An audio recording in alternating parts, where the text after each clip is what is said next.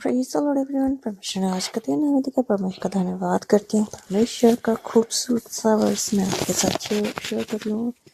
इसमें लिखा 1 कुरिन्थियों 21 में लिखा है, हे भाइयों, मैं तुमसे यीशु मसीह जो हमारा प्रभु है उसके नाम के द्वारा विनती करता हूँ कि तुम सब एक ही बात कहो और तुम में फूट न हो, परंतु एक ही मन और एक ही मत होकर मिले रहो। तो ये पॉलिश जो है परमेश्वर का दोस्त था, बहुत अच्छा। ये हम लोगों को एक अच्छा वचन दे रहा है, एक अच्छा संदेश दे रहा है परमेश्वर में कि कलीसिया में चलते हुए हमें कैसे चलना चाहिए। वो कह रहा है कि प्रभु हमारा मसीह यीशु मसीह है, जो हमारा प्रभु है, वो हमारे प्रभु यीशु मसीह के नाम से हमसे विनती करता है। हमसे वो नम्र होकर हमें कह रहा है, क्योंकि विनती जो है एक नम्र व्यक्ति करता है, तो वो नम्र होकर हमसे कह रहा है कि हम सब एक ही बात कहें और हमें कोई फूट ना हो, हम एक मन होकर रहें।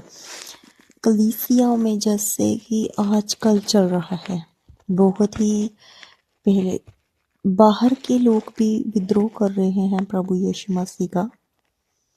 तो मैं अपनी ही गवाही देकर एक एग्जाम्पल देना चाहती हूँ इस वचन के द्वारा, जैसे कि इसमें लिखा है। तो बाहर के लोग तो विद्रोह करते ही करते हैं, आस पड़ोसों के जो लोग हमसे जलन रखते हैं, है ना, कि ये चर्च जाते हैं तो चर्च जाने के लिए साधन को बंद कर दिया, जिस चीज़ में हम जाते हैं उसको बंद कर दिया, उनको धमका दिया, उनको डरा दिया, डॉक्टर को डरा दिया, धमका दिया, या है ना ऐसे वाइट कपड़ा डाल दिया और दरवाजे के आगे तंबाकू थूक दिया ऐसे। तो ये लोग बाहर के लोग तो ऐसे करते हैं, लेकिन मसीह में भी लोग साथ खड़े नहीं होते।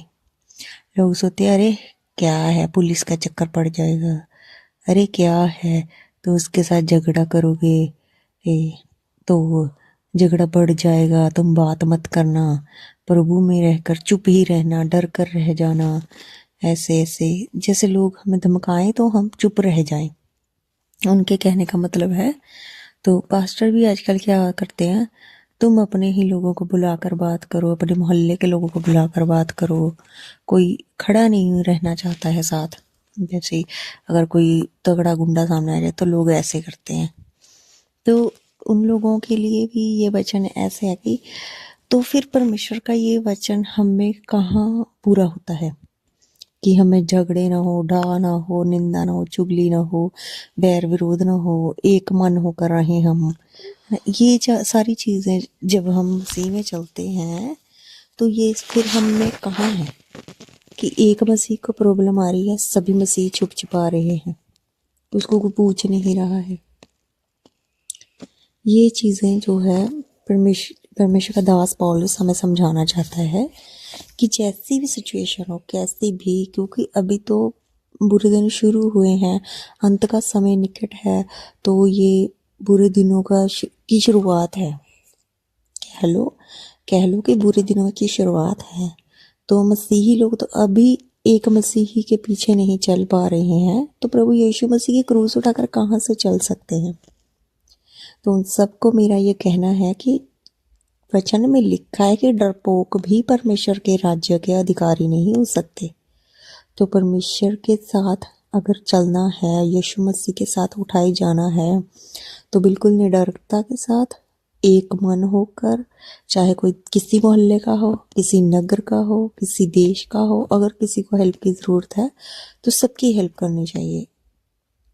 क्योंकि मसीह में एक मत तो हम तभी होंगे ना कि हम, अगर एक मसीह को प्रॉब्लम है, दूसरा मसीह सुनता है और उसके साथ खड़ा होता है, तब हम एक मत हैं। और हम लोग जो खुद में ही फूट डालते रहते हैं, उससे बात मत करना, वो अपने आप को ज़्यादा समझता है, हमें कम समझता है, हम चर्च नहीं जा पाते हैं, वो चर्च जाता है, या वो चर्च नहीं जाता है, हम चर्च जाते हैं, हमारे पास साधन है, उसके पास साधन नहीं है। मैं अपने बच्चों को यहाँ से भेज नहीं सकती आपको चर्च छोड़ने के लिए, जब मैं उनके घर चर्च कहने के लिए नहीं जाऊंगी। उन्होंने हमें बंदगी पे नहीं बुलाया है, या हम बंदगी में नहीं जाएंगे, उन्होंने नहीं बुलाया है।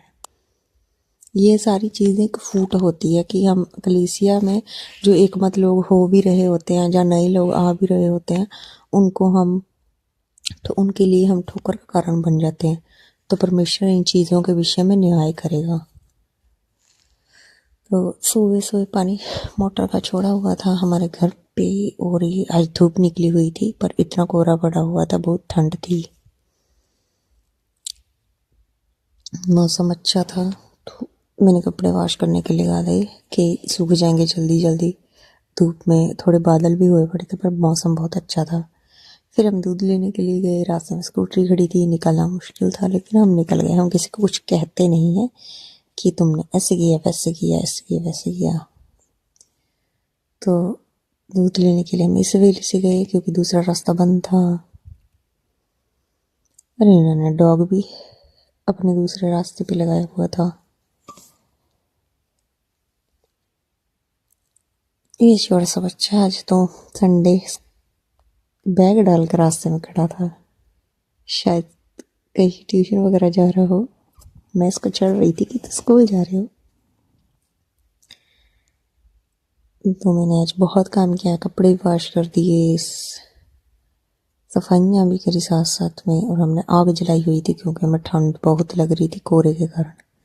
और फिर दोपहर के 2-3 बजे चाय का टाइम था, तो मैंने चाय पी। चाय मेरी जेठ ने बना कर रखी थी, मैंने चाय गर्म की। फिर शाम को हमने आग जलाई, ऊपर चले गए।